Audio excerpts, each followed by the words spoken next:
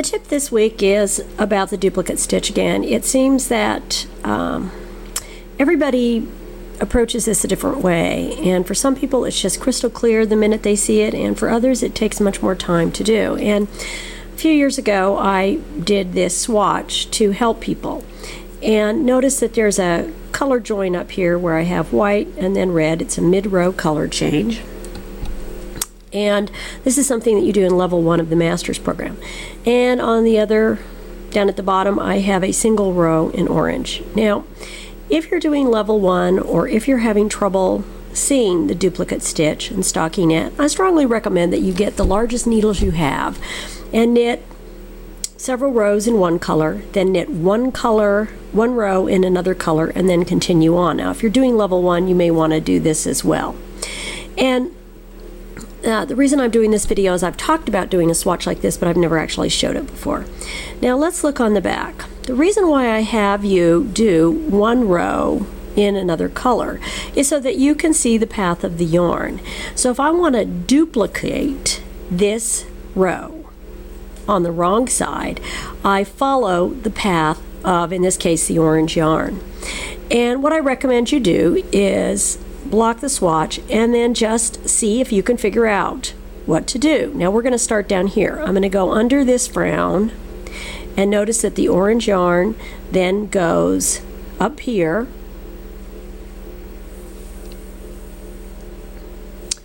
then it goes around and under this smile, and then back under that frown.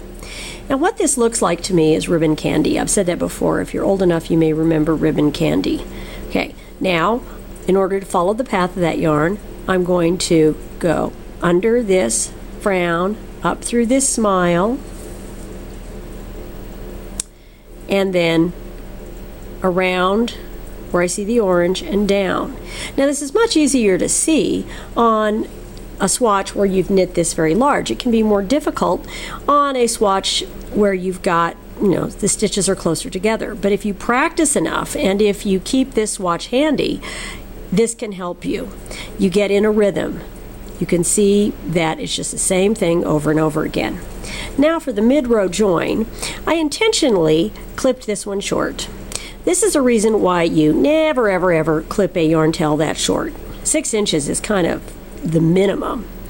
And when you're doing a mid-row join, and in level 1 of the master's program, one reason we have you do that is so that you can see what to do if you have to do a mid-row join, is that in order for the stitches to continue with no interruption, this orange yarn has got to go in that direction, and the white yarn has got to go in that direction. Now what some people will do is they'll twist this up or tie a knot. Don't do that. It just leaves a spot that makes a big bump.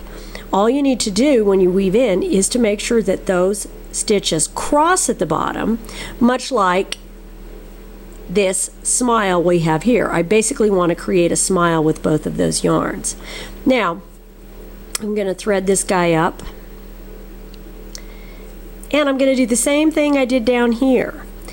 I'm going in this direction this time. I'm going to follow the path of this orange yarn, and it goes up here and around like ribbon candy. So I'm going to go here, then I'm going to follow the path of the yarn. Now what I do if I'm doing duplicate stitch is I slightly split the stitch on the back, because that anchors it in place, and it guarantees that it's not going to slide around and show through. If you go completely through that loop, you can see that perhaps that yarn will show through. If I slightly split the stitch, it's going to guarantee that it stays on the back of the stitch, and you're not going to be able to see it. And I would do an inch or so of duplicate stitch. You don't need to do any more of that, and then you trim it close. Now, problem if you trim it too short is that it's just going to be more difficult to do.